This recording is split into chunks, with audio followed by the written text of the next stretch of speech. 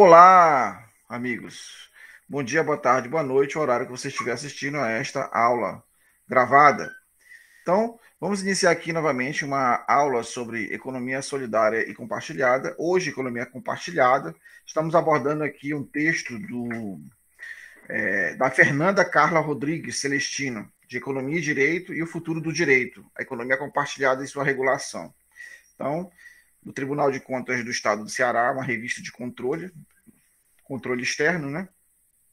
Então, vamos iniciar aqui, então, tratando esse tema que eu achei bem interessante com relação a esse contexto do direito econômico, tá? Iniciando aí, pessoal, um contexto aí que nós vemos do panorama do capitalismo que chamam neoliberal, né? Chamado economia neoliberal, né? Demonstra que o futuro da economia mundial demanda a adoção de novas práticas de produção e consumo com base em novos institutos. Então, esse estudo explora elementos conceituais da prática contemporânea denominada economia compartilhada ou ainda economia colaborativa, ok? Considerando impactos já produzidos por essa tendência, através de análise bibliográfica, qualitativa e tudo. Então, pretende-se realmente melhor compreender algumas peculiaridades dessa economia, ainda pouco explorada pela literatura especializada relacionada a tópicos como parte da nova economia institucional, e oferecendo possíveis orientações às problemáticas que surgem no contexto das relações de regulação, né, de sua regulação. Dentre as conclusões, destaca-se que deve-se adequar meios tradicionais de regulação da economia, desenvolvendo uma legislação que atenda à especificidade desse mercado. Então, nós vemos que a economia compartilhada ela trouxe novas formas de você se organizar para a produção, né? Novas formas de você pensar a produção, pensar o processo produtivo.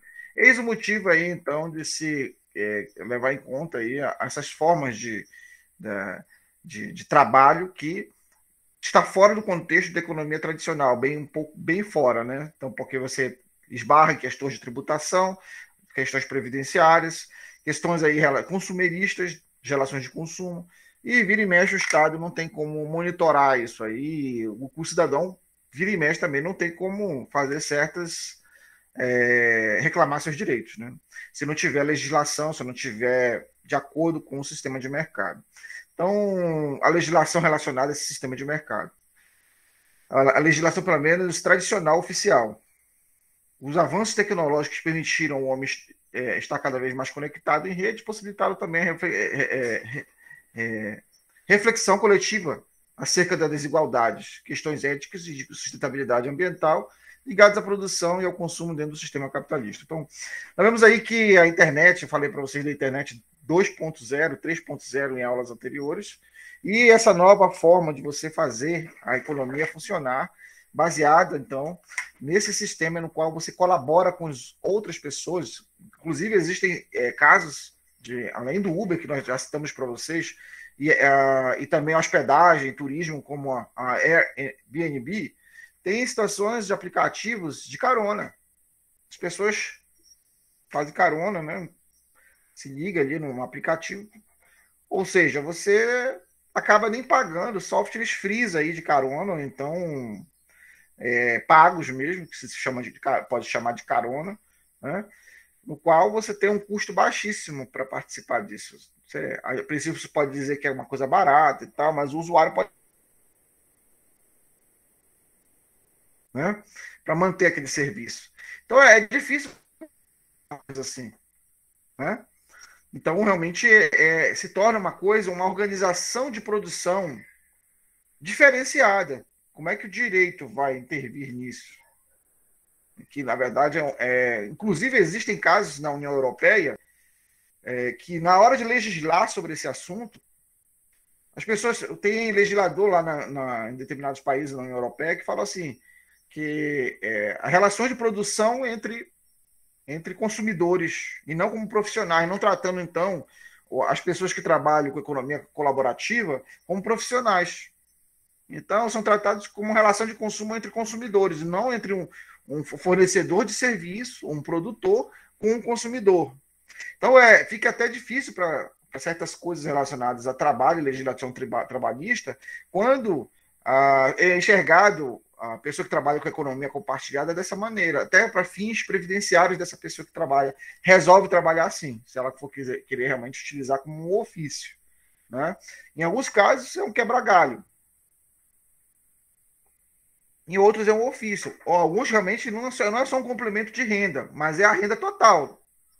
Né? Então, existem essas questões realmente do direito, de como legislar sobre esse assunto, como realmente tratar esse assunto. Okay?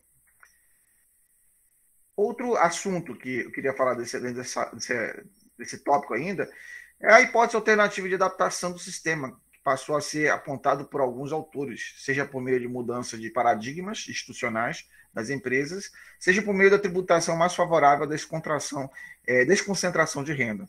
Então, essa forma de trabalho, de fato, é romper paradigmas.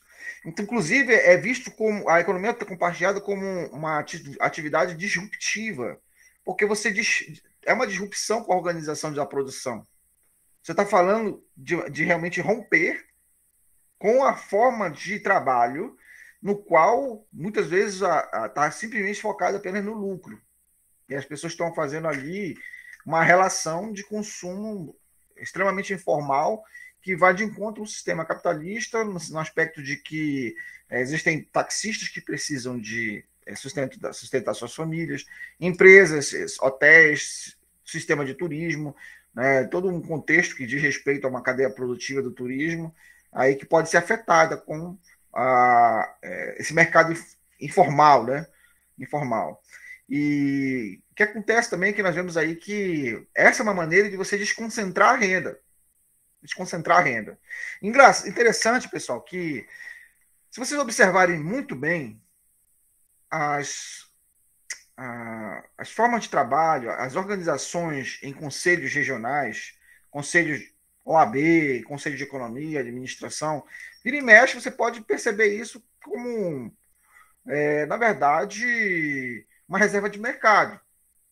Uma reserva de mercado, porque isso garante que aqueles profissionais daquele mercado devam trabalhem, e realmente, imagine, um médico querer legislar, não dá.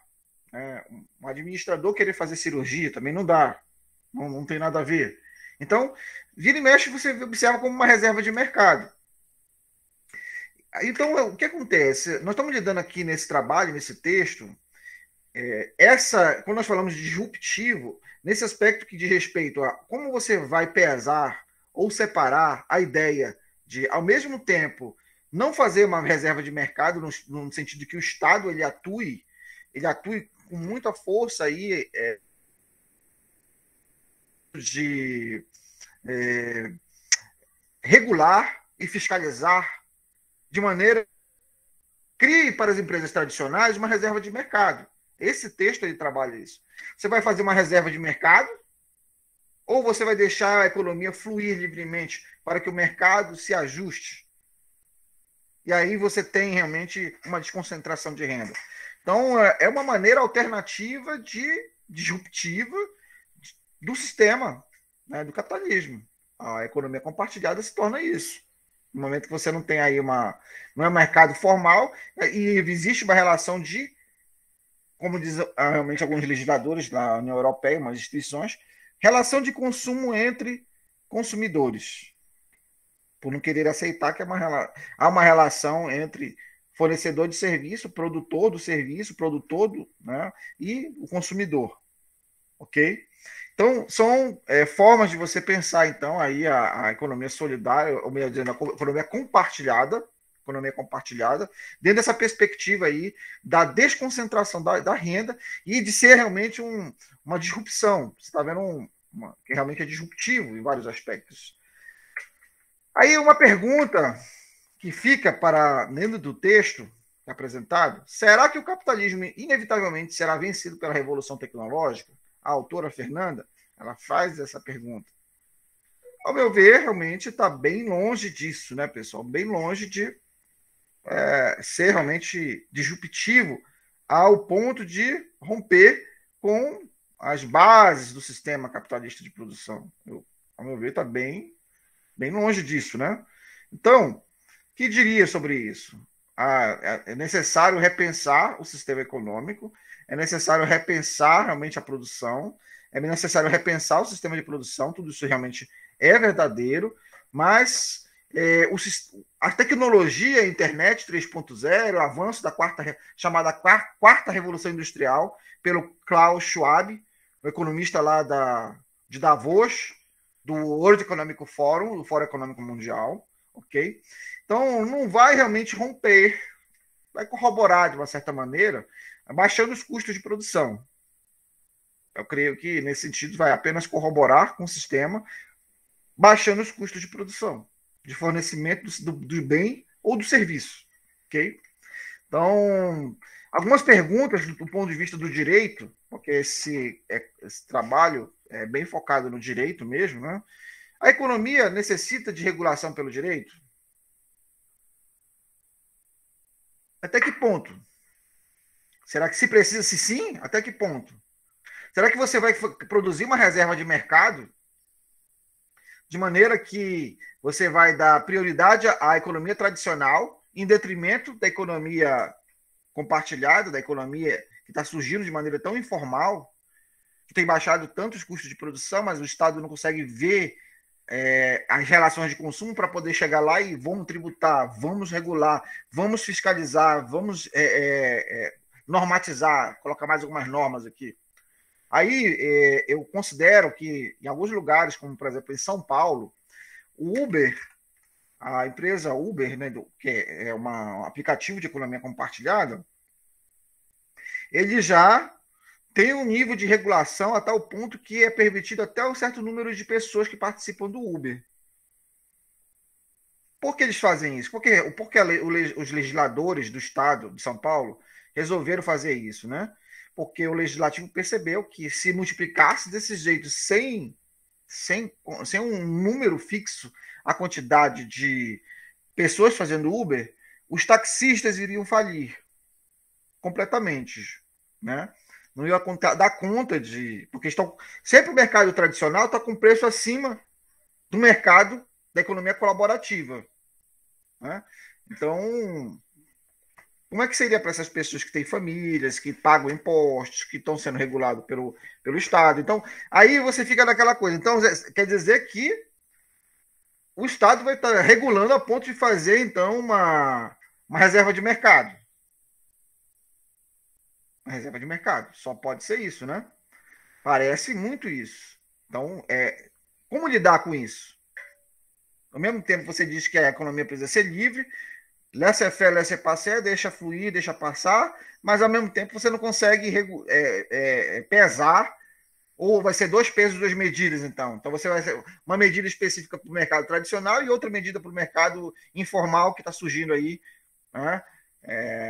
Da economia compartilhada, colaborativa, que tem sido mais eficiente em vários aspectos. Tem, sim, sido mais eficiente, mais rápido, né? Mas em termos de relação custo-benefício, muito melhor, né? Então, são perguntas que ficam para as pessoas que trabalham com economia, com essa questão da regulação, né? E para nós refletirmos sobre isso. Outra pergunta: pode ser aplicado conceitos jurídicos tradicionais para resolver as demandas que se originam das relações entre seus agentes? Então, você vai pegar realmente uma legislação e aplicar para o teu vizinho que disse: olha, vamos fazer uma carona aqui, aí vamos fazer a carona e levar todo mundo aqui. Aí, de repente, dessa carona se transforma numa coisa informal, né? No qual mais pessoas trabalham ali fazendo essa carona. Como é que você vai aplicar normas para isso? Né? Então, é complicado, não dá, não é palpável, não é muito palpável. Então, é exatamente isso que surge dentro dessa nova maneira de pensar a economia compartilhada. E as pessoas que pensam em tentar legislar sobre isso. Outro aspecto que diz respeito a essa discussão é, caso seja necessário regulação, ela dar-se-á em que moldes? Haja visto que os agentes dessa economia possuem peculiaridades que os diferenciam das empresas tradicionais. Porque você vai, de repente, tentar dar alvará de funcionamento, CNPJ, todo um contexto que a pessoa tem que ter para poder funcionar, e aí você vai descaracterizar ela como economia compartilhada. Aí vai voltar novamente e forçar uma empresa que um trabalho a entrar na economia tradicional. Certo?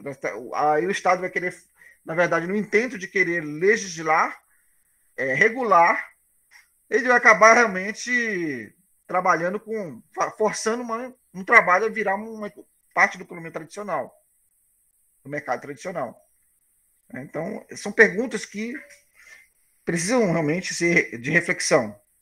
Como pensar uma regulação dessa forma, dessa economia, que está em constante mutação e muitas vezes não pode ser acompanhada com as mesmas velocidades pelo direito?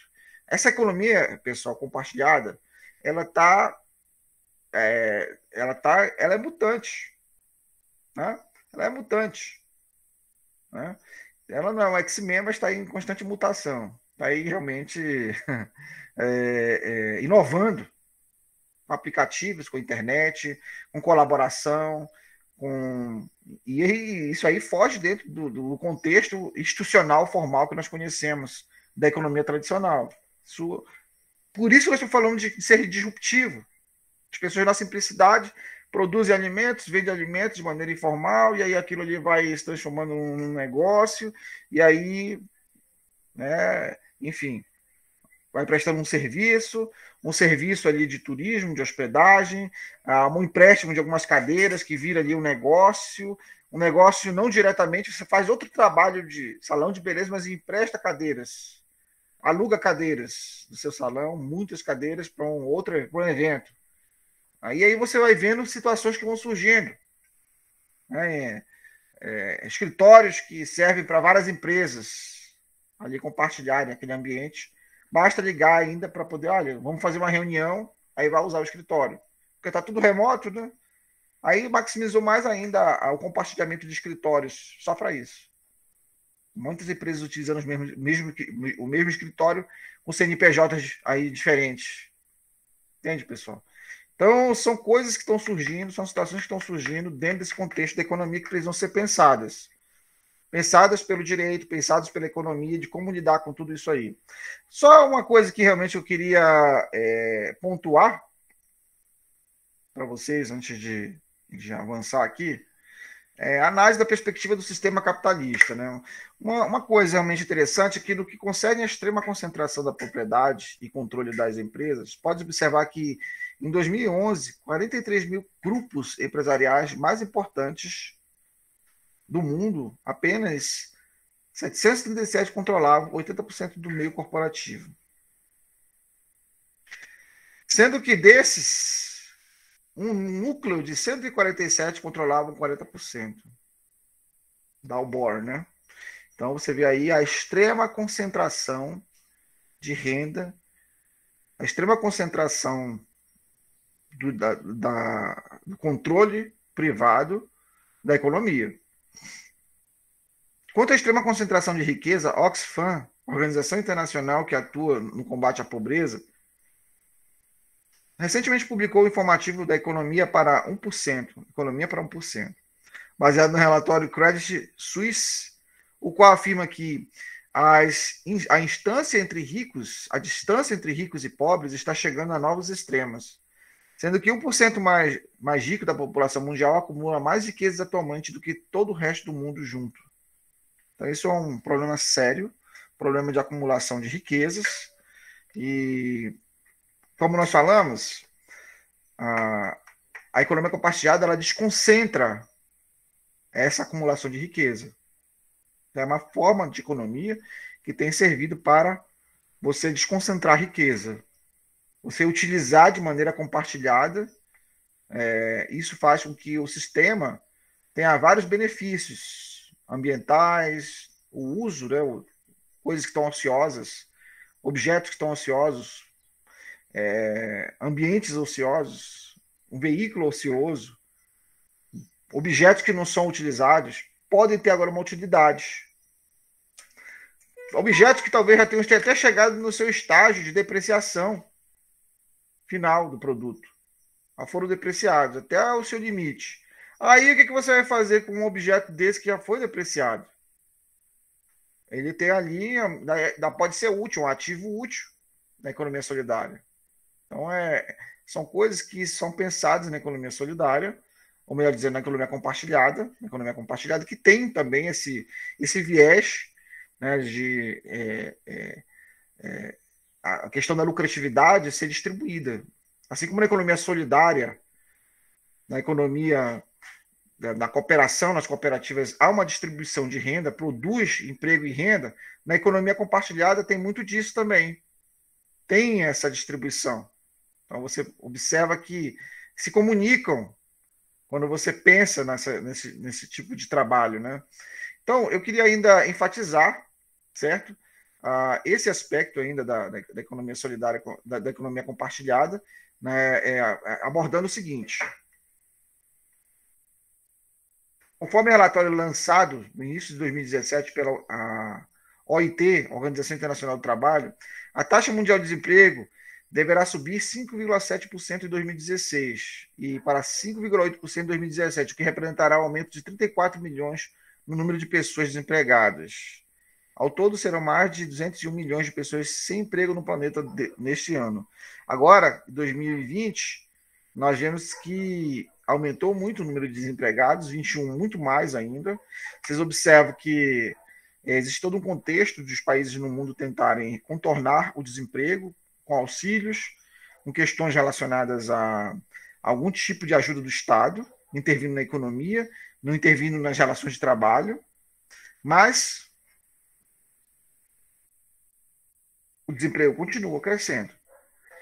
Eu queria ainda abordar, né, essa mudança do sistema capitalista de produção, essa alteração no sistema, como ele funciona, abordando aqui o capitalismo da era industrial, o capitalismo construtivo, como é abordado pela autora Fernanda, nesse texto.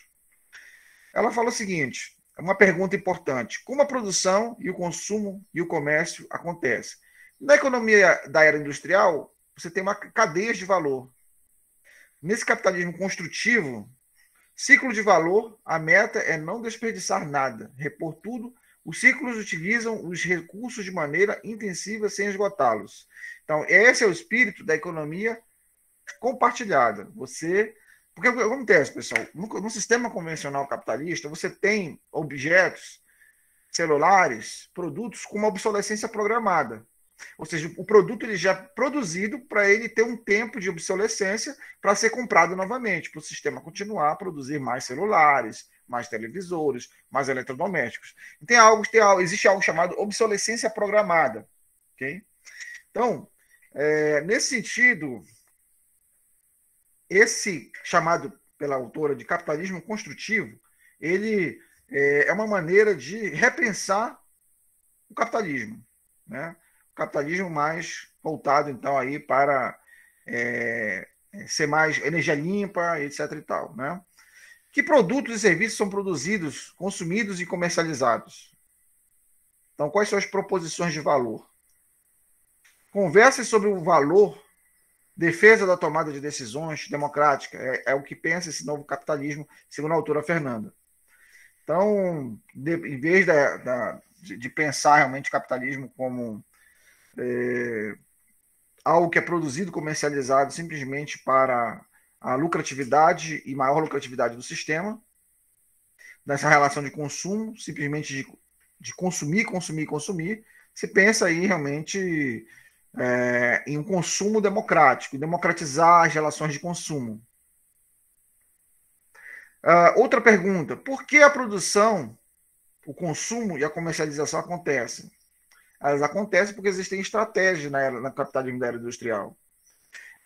Nessa nova versão de capitalismo da autora, existem filosofias, né? A filosofia apresentar resiliência para manter no mercado capacidade de inovar ao invés de apenas bloquear a concorrência.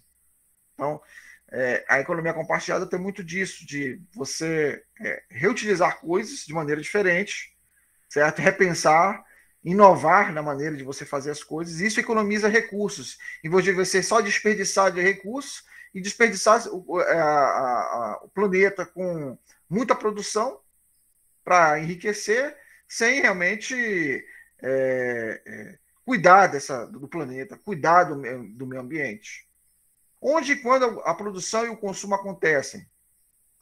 No capitalismo da era industrial existe toda uma proteção para realmente responder essa pergunta. Proteção de consumidores e produtores, protegido pela legislação, pela norma, pelas relações de consumo.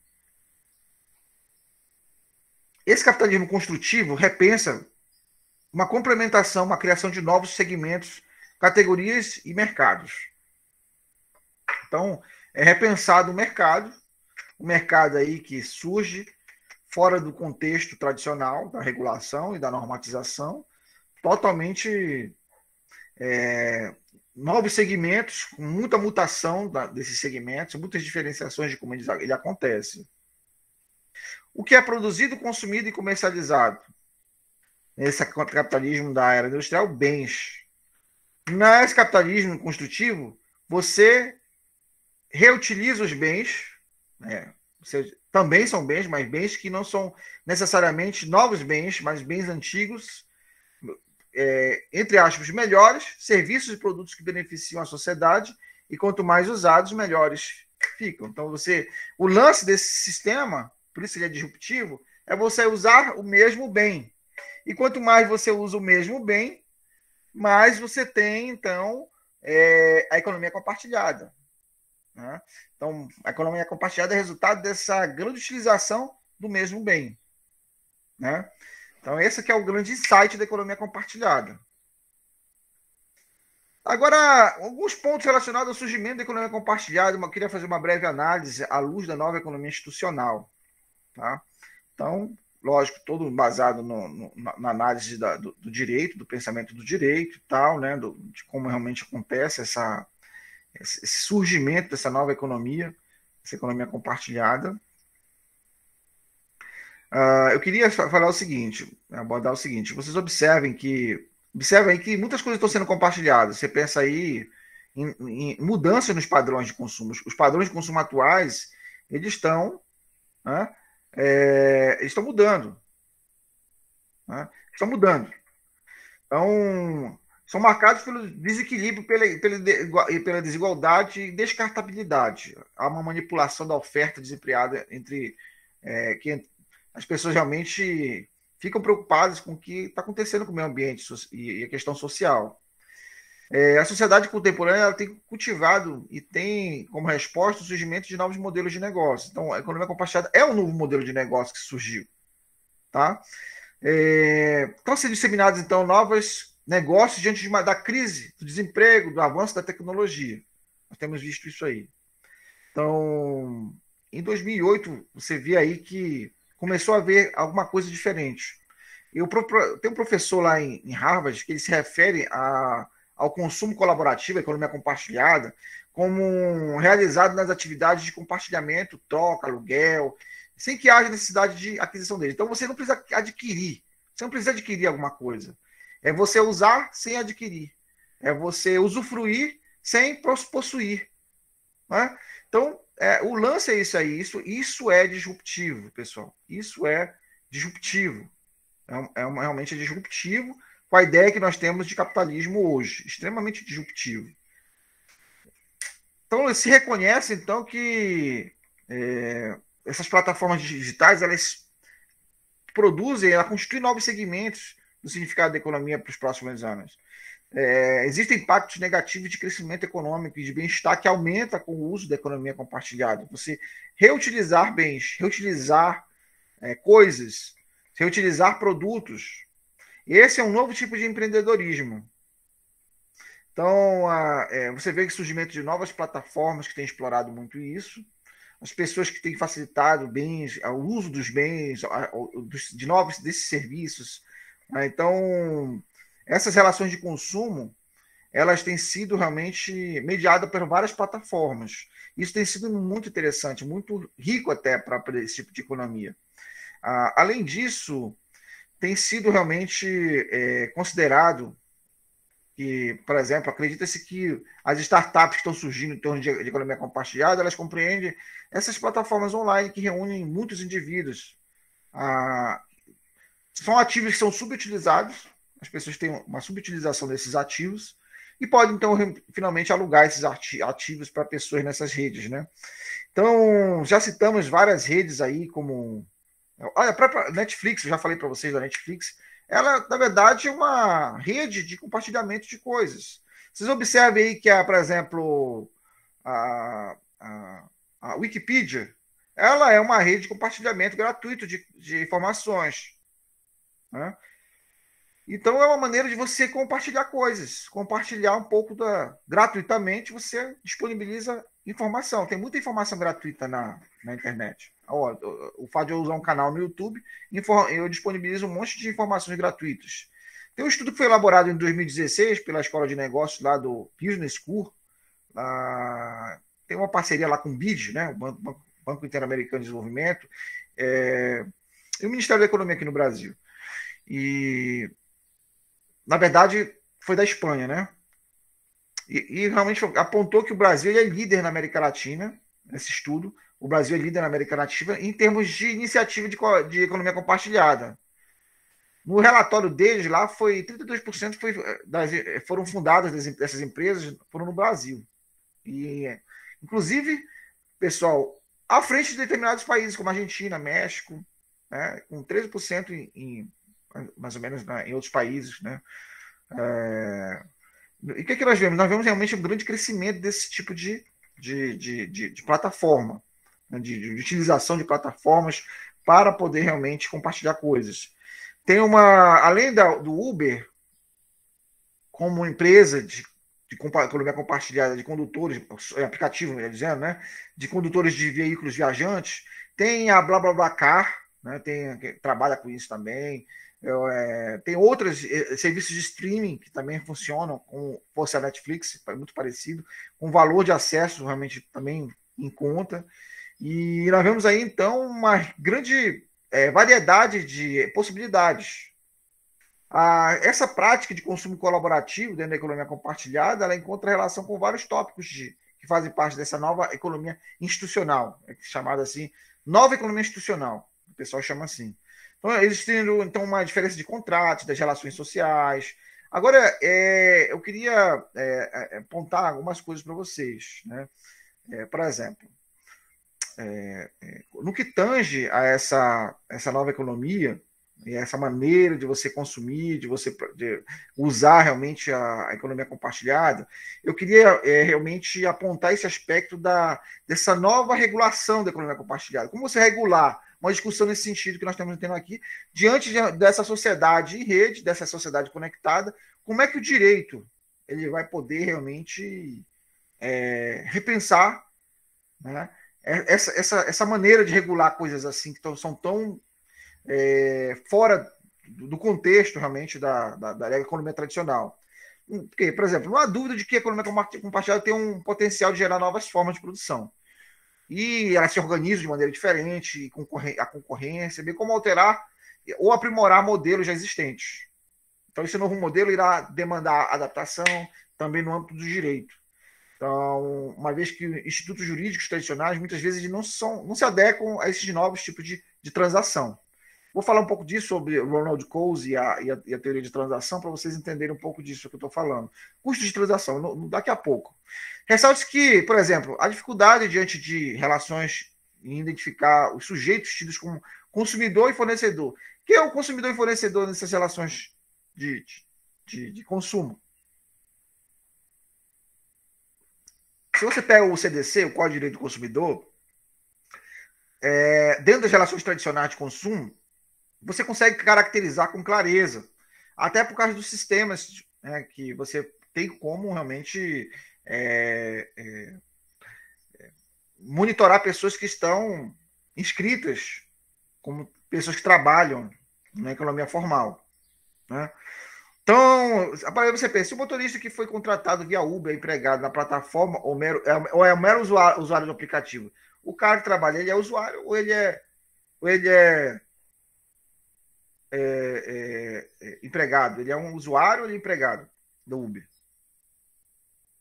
A mesma coisa se aplica para Airbnb, no turismo, hospedagem, tudo.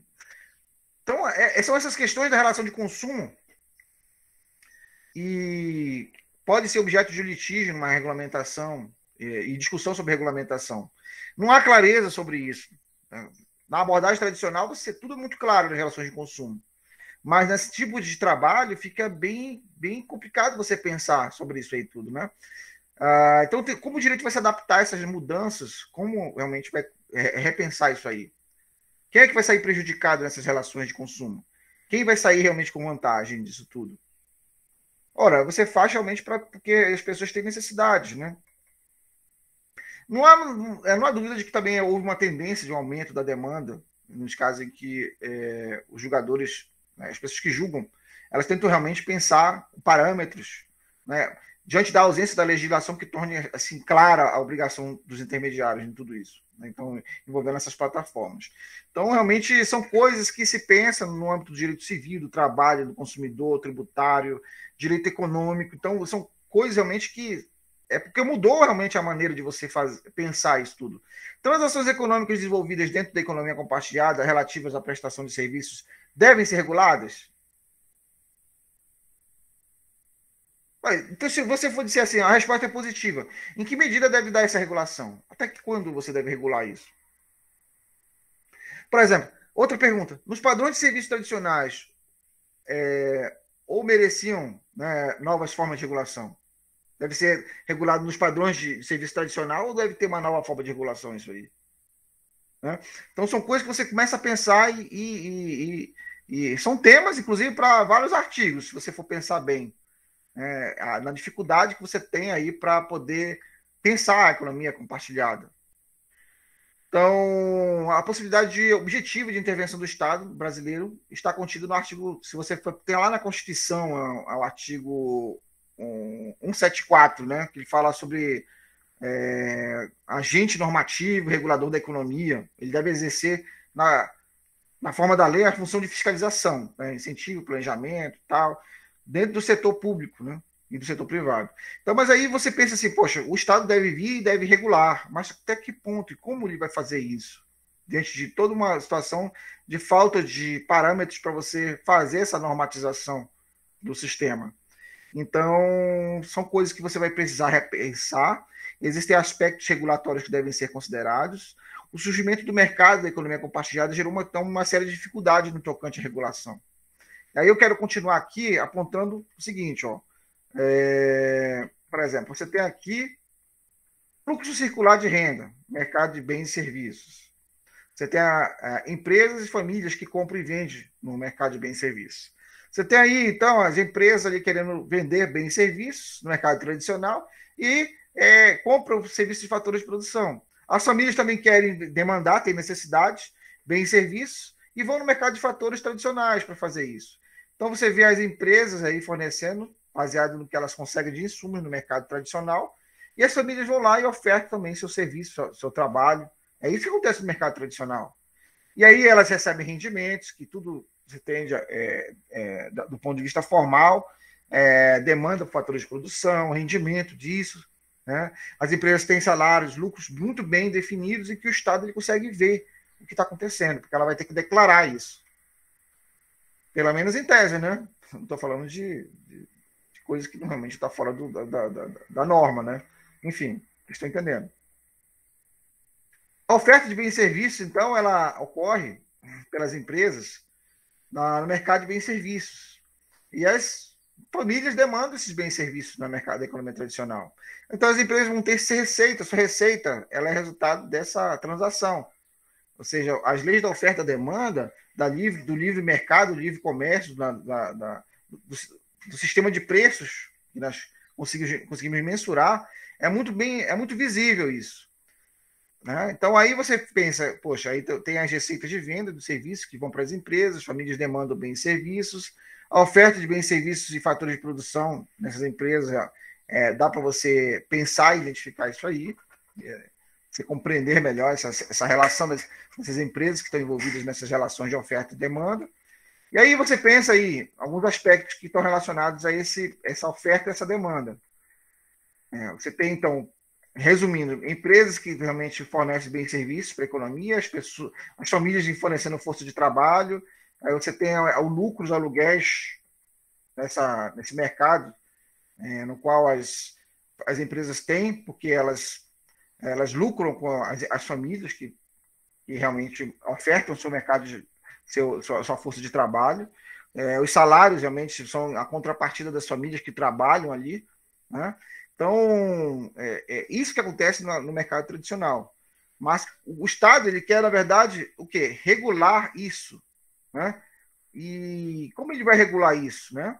Então, primeiramente você pensa, o lado real da economia é o que realmente você vê que tem bem serviço e a força de trabalho. Você consegue mensurar isso? Tudo na economia tradicional, porque são as instituições que exigem informações das empresas, das famílias, do imposto de renda, pessoa física, pessoa jurídica, do demonstrativo de balanço patrimonial, das empresas de capital aberto, das empresas de microempreendedor individual, né, e das LTDAs. Isso acontece no mercado formal, né, do lado real da economia. No lado nominal, monetário, você vê aí os salários, lucros, aluguéis, né? Então, esse aqui é o lado nominal, que dá o fluxo que representativo e valor do lado real da economia. Lado real e lado monetário, nominal da economia se comunicam.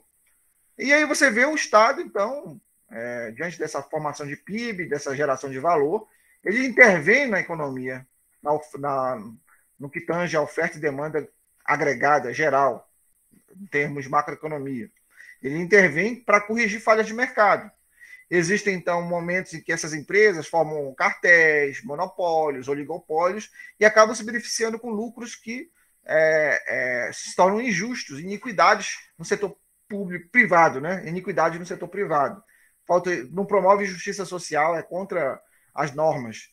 E aí nós pensamos nessas externalidades. Essas externalidades que surgem no ponto de vista ambiental, no mercado, provocada realmente pela formação desses oligopólios da economia tradicional, existem políticas públicas para você, formas de realmente de regulamentar, de você taxar, de você taxar a empresa que está poluindo, né, a empresa que está ali provocando uma externalidade negativa.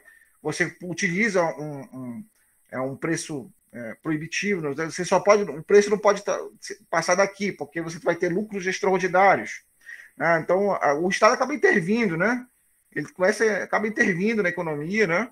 De uma certa maneira. Existe realmente, se você for pensar do ponto de vista das relações entre as empresas, o código moral entre as empresas e sanções sociais para que as empresas que poluem, que praticam coisas que são antieconômicas e tudo. Mas quando realmente não há uma consciência dessas empresas, o Estado intervém, tá, com licença de poluição, com questões relacionadas a preços que são praticados que não expressam a realidade, né? O governo estabelece uma quantidade máxima de toneladas que deve produzir, porque você precisa de madeira. A sociedade precisa de madeira para fazer móveis, um monte de coisa. Mas você acaba estabelecendo um limite para você extrair madeira. Em determinado limite vai causar um desmatamento anormal que vai causar problemas ambientais, né? A sociedade precisa de plástico. Então você precisa de usar os subprodutos do petróleo. Você precisa de uma indústria que faz fazer um tipo de processamento e ela tem a quantidade de toneladas de poluição que ela vai emitir. Isso acaba realmente dando como na figura do Estado, uma licença para você poluir até um certo limite, um limite de poluição. Então, são feitos impostos, criação de impostos, taxas corretivas, para você coibir isso aí. E aí, nós falamos agora há pouco de custo de transação. O cara relacionado a isso é o Ronald Coase, né? O Ronald Coase, né? Ele realmente fala sobre apresentou essa questão dos mercados livres e para realmente ajudar a colaborar com realmente o meio ambiente por meio de mercados livres, mas que as pessoas comercializassem entre elas. Seriam os custos de transação entre os agentes. E se você for pensar bem, em certo sentido, o Coase está certo em vários aspectos, porque aí você está vendo agora no Uber, no Airbnb e outras empresas de economia compartilhada, que o consumidor e o produtor estão negociando entre eles. Eles estão negociando entre eles. Então, os custos de transação. O que acontece, pessoal? A sociedade acaba dizendo assim: olha, existe um nível aceitável que pode ter, então, se tiver uma empresa que está poluindo aqui próximo. Aí você pode dizer, não, você não pode poluir mais do que isso, porque isso aqui já vai causar problema para a comunidade. Então, é nesse sentido, entende, pessoal? Então, o Coase, algumas pessoas pensam que isso aqui é uma ficção. Eu já até falei algumas vezes que isso seria uma ficção.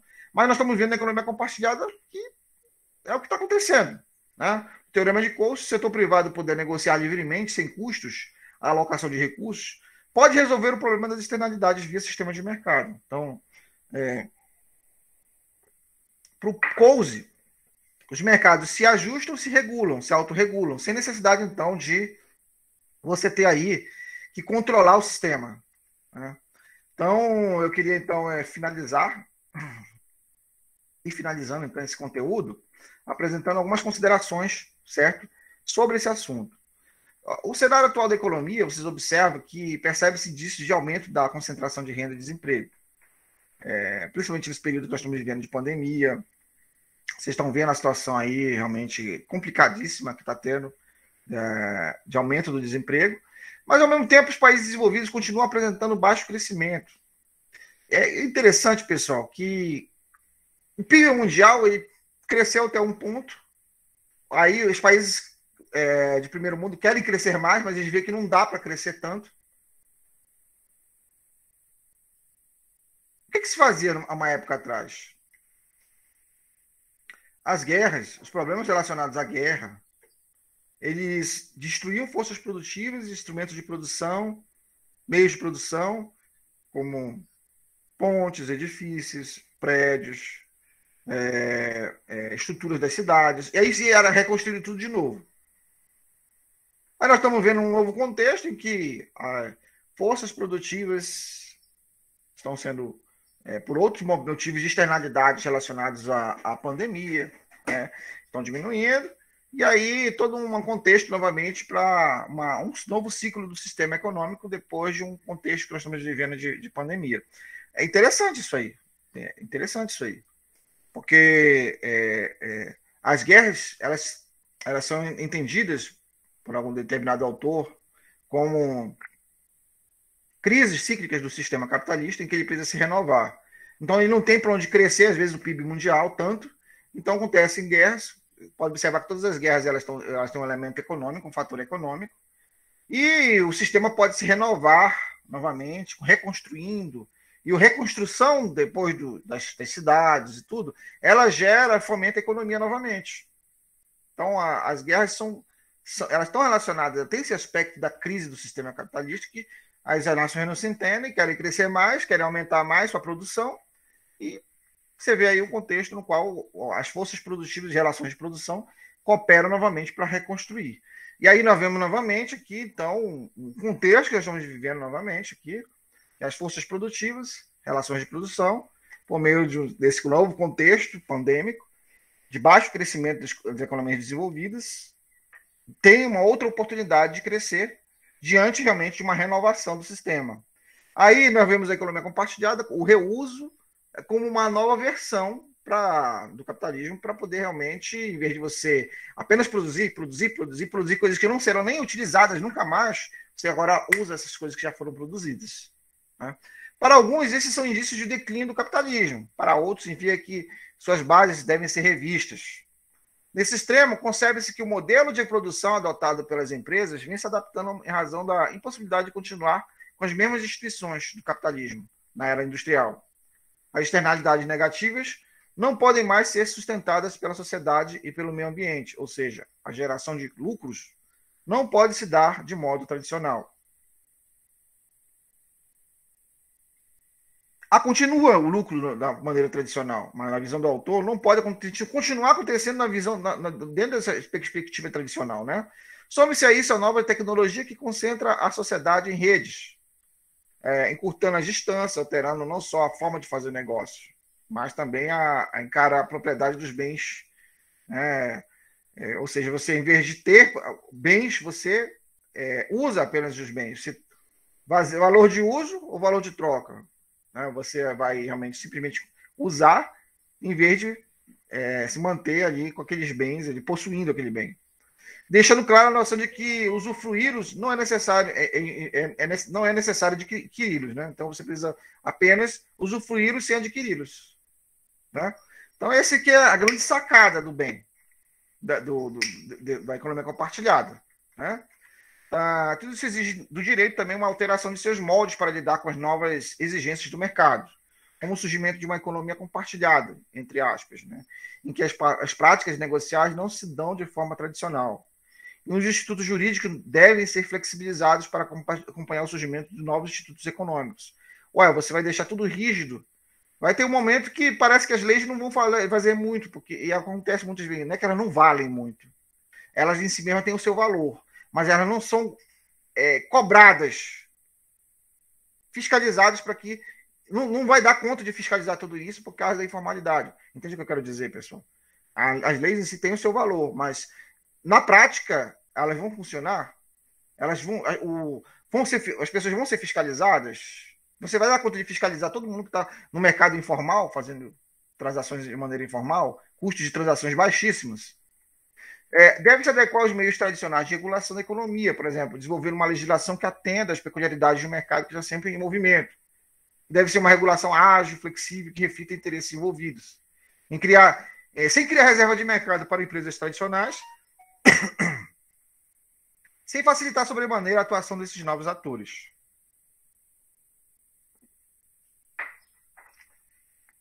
De forma que as empresas tradicionais sejam prejudicadas. Então, você vê talvez um trade-off, espero que não seja. Na verdade, eu acredito que não é. Que no qual você vai beneficiar empresas tradicionais, ou você vai ali flexibilizando as relações de consumo, ou você vai realmente impedir que essa inovação na produção ela realmente permaneça como está. Né? Compete ao poder público consultar a população, que é a maior interessada, né? Talvez seja alternativa, bem como manter uma relação de cooperação com as plataformas que estão mais habituadas a inovações e podem contribuir com inovações também no setor de regulação. A regulação observará os princípios da ordem econômica, que, contudo, não poderá ser impeditivo à livre iniciativa, entendendo que a ausência de regulação clara quanto à matéria da solução, a solução não consiste em simplesmente proibir determinada atividade. A ausência de legislação e do marco regulatórios, para exemplos citados nesse estudo, demonstra que essa é uma área na qual estudiosos e profissionais terão muito trabalho a fazer. Na ausência de uma regulação clara quanto à matéria, o que se pode esperar atualmente é recurso ao judiciário a fim de resolver as questões que se originam da economia compartilhada. Muitas das características dessa nova espécie de economia possibilitam a percepção do quanto é necessário repensar relações sociais e econômicas. As transações dentro desse sistema participativo, que se baseia na confiança, são exemplo disso e demonstram o surgimento de novos valores, como o fortalecimento dos laços e das interações sociais. Entende-se que o surgimento de novos tipos de interações econômicas tende a ser benéfico para estimular a competição e levar ao aprimoramento da produção de bens e na prestação de serviços. O surgimento de novas práticas pode estimular empresas tradicionais a saírem da zona de conforto e prestarem serviços de melhor qualidade, pelo receio da perda de mercado, ou seja através de incremento do fator tecnológico, do melhor aproveitamento dos recursos, da democratização da tomada de decisões, inovações que não se destinem tão somente ao bloqueio da concorrência. E aí fica finalizando então com uma pergunta para nós. Mas será que a adoção de uma regulação mais flexível levará o Estado a atuar mais como fiscalizador do que como regulador? Ou seja, em vez de fazer tantas normas, o Estado se preocupe, na verdade, apenas fiscalizar as normas que já existem, as normas mais elementares. Será que existirá um trade-off nisso aí tudo? Então fica uma pergunta para nós, não respondida, mas que vocês apenas de reflexão. Então, eu tenho esse vídeo lá no meu canal para vocês assistirem, economia compartilhada como inovação, reflexões consumeristas, concorrenciais e regulatórios.